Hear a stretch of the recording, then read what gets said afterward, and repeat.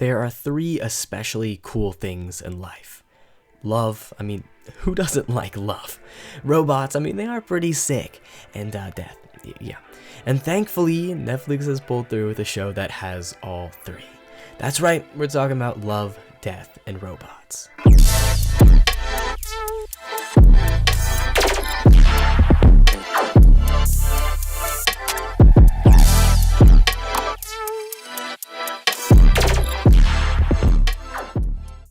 Dude, I love this show. There's not many places where you can see pure, unbridled creativity like this. Seriously, name another show where you can see this many different stories. Sure, there are anthology series that sort of get this down, kind of like Space Dandy, but give me a show where there are literally different characters, worlds, and genres each episode. You'll go from watching yogurt achieve world domination to the next episode watching a communist soldier brutally kill demons in the snowy plains of Siberia just to survive. This show is insane, and I love that. Each of these episodes can be their own show by themselves for the most part. I want to see entire narratives unfold with these characters. I want to see more from them. I look at some of these episodes and think of the limitless possibilities some of them have. I want to see more from the cyborgs of Blind Spot, or an entire series about Snow, or just about the three robots. Man, that shit is gold. The jokes they make are so subtle and amazing. Some episodes were more self-contained though. Their stories are introduced and told all during these few minutes, and there isn't much to elaborate on from there, but some of these episodes were beautiful, touching, and resonating. I still remember the first time I watched Fish Night. This episode is my favorite. The way the story was introduced, the two characters, the art style, the colors, the message, it was perfect. Not every episode is like this. Some are more goofy and sort of silly in a way, like Automated Customer Service, or even Night of the Mini Dead. I love that episode. It was so entertaining and funny for no reason. Or Alternate Histories. Just look at the episode description. Who doesn't want to see Hitler die in hilarious ways? Honestly, just look at all of these descriptions. Each one gets me so interested and really tempts me to watch the show over again, which would probably be a breeze if I did, because I breeze through this show whenever new seasons come out. Not only are the episodes really short, the longest episode was 21 minutes and the next closest are 18, and those are few and far between, but with the amount of info and stories each episode presents, it's basically impossible to not be enthralled into each new narrative presented. But I think this show really shines from an aspect derived from its boundless creative freedom. I think one of my favorite aspects of the show, and how much I liked it and how much I liked each episode, came from the art style.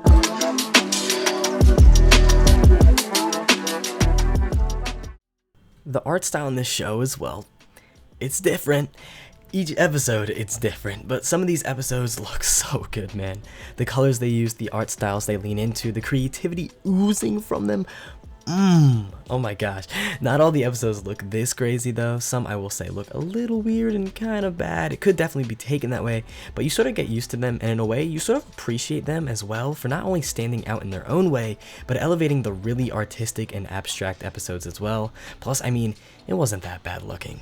Plus, the musical score in this show is great. So much of the core attention and general feel of these episodes was derived from the music, so I had to mention it. Now you guys are in for a real treat, because I'm going to do a little something special. My top 5 episodes. I wanted to share this with you all because number 1, I think it's a cool thing to share, and number 2, you'll see that your list is probably vastly different from mine, which showcases how good this show is because there is so much there for so many different people. So let's begin.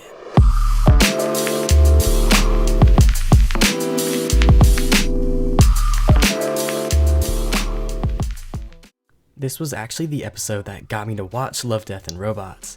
I saw a clip about it after it was referenced because of the Apex Legends trailer for Seer. I saw the color and saw just the unique art style it sported. I wanted to know what type of show this was and could be. I think this episode may be on everyone's top 5, and for good reason. It's that good and intriguing, with an ending that leaves you in awe and slightly touched.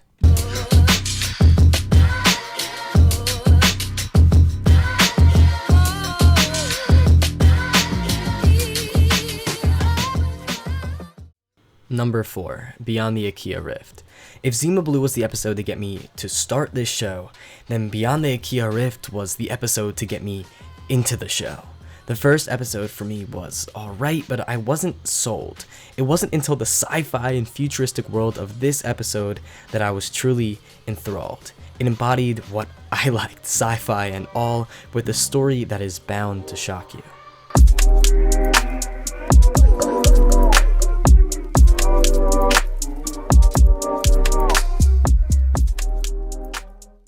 Number 3, 3 robots exit strategies. I didn't really like the first episode with the 3 robots, but this one was way better in literally every aspect. First of all, I found the scenarios they navigated way more interesting, and I thought the jokes in this episode were hilarious. Great way to start season 3, and just great episode in general.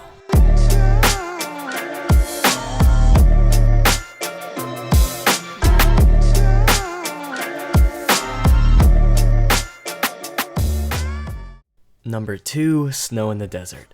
I want a whole show dedicated to this man.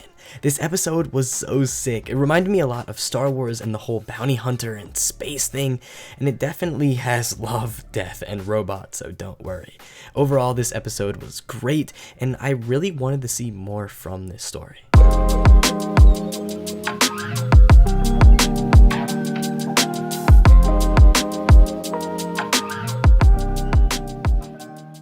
I mentioned this before, but this was my favorite episode. Everything about it was perfect. The intro, the characters, the lesson, it was perfect. And what really cemented this episode as my favorite was its presentation. The art style and colors used were simply insane. There is no better episode in this show, color and story-wise. That may be a very controversial opinion, and I may have to fight some battles in the comments, but what this episode showed and said was something that truly has stuck with me. I even still think about it from time to time. So overall, I really liked Love, Death, and Robots. I will say this was right up my alley since I really like all 3 of the aforementioned, and if you do, I recommend giving this show a shot. And even if you don't, if love ain't your thing or robots don't grind your gear, there is so much variety here that you are sure to find something to like. But what makes the show so good is also what can hurt it, since some of the episodes may not really be your cup of tea. I know that specifically because I hated Jabaro. I have no idea why people like it so much. I could not stand that episode. My least episode by far. But even with that, Love, Death, and Robots gets a solid 8 out of 10. Overall, I really enjoyed it. Hopefully you enjoyed the video. If you have any comments of your own, make sure to leave them down below. Trust me, I read them. Also, look at this graph. Okay, but as always, stay awesome. TooAwesome. Thanks for watching.